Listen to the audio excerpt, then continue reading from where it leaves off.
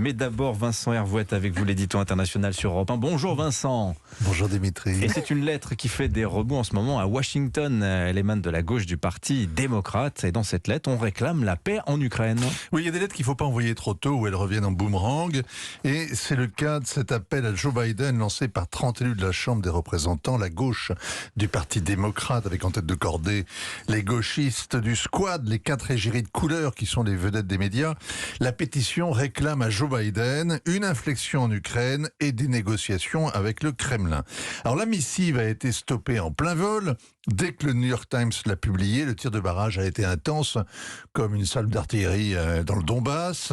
Et hier, piteusement, le caucus démocrate a prétendu qu'il s'agissait d'un vieux brouillon, qu'il avait été expédié par erreur, une gaffe du staff, qu'il fallait l'oublier. Non, non, les révolutionnaires ne sont pas des pro-russes. Bref, un repli en catastrophe, une bérésina, ce fleuve à la frontière ukrainienne où se noient tous ceux qui s'illusionnent sur la Russie. Ah oui, la Bérésina est un affluent du Dniepr.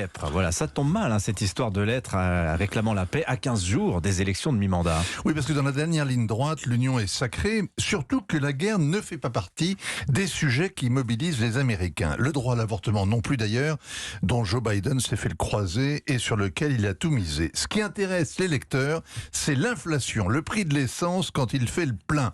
C'est l'économie idiot, the economy stupid. Vous vous souvenez de la façon dont Bill Clinton avait interpellé George Bush père. Le président sortant était déconnecté.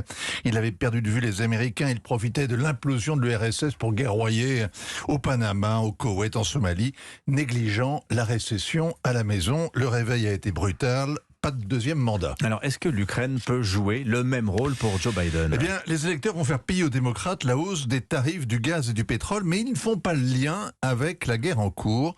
Joe Biden peut continuer à jouer les Pères Noël en kaki. Il a déjà déversé 68 milliards de dollars pour forger une armée ukrainienne, aider les civils et aussi Volodymyr Zelensky a bouclé ses fins de mois, qui réclame d'ailleurs 36 milliards supplémentaires, mais c'est les Européens qui paieront là.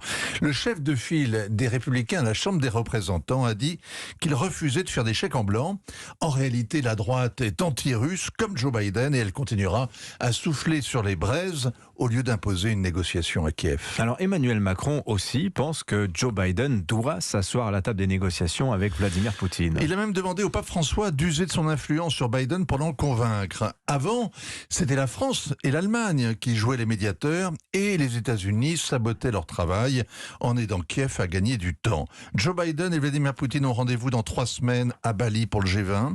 Après le mid-term, avant l'hiver, la bataille de Kherson aura eu lieu. Avant l'heure, c'est pas l'heure. Après l'heure, c'est plus l'heure. On connaît le dicton, il est militaire, mais il peut valoir aussi pour les politiques. Merci beaucoup Vincent Hervouette. Les midterms, c'est mardi dans 15 jours. On aura l'occasion d'en reparler.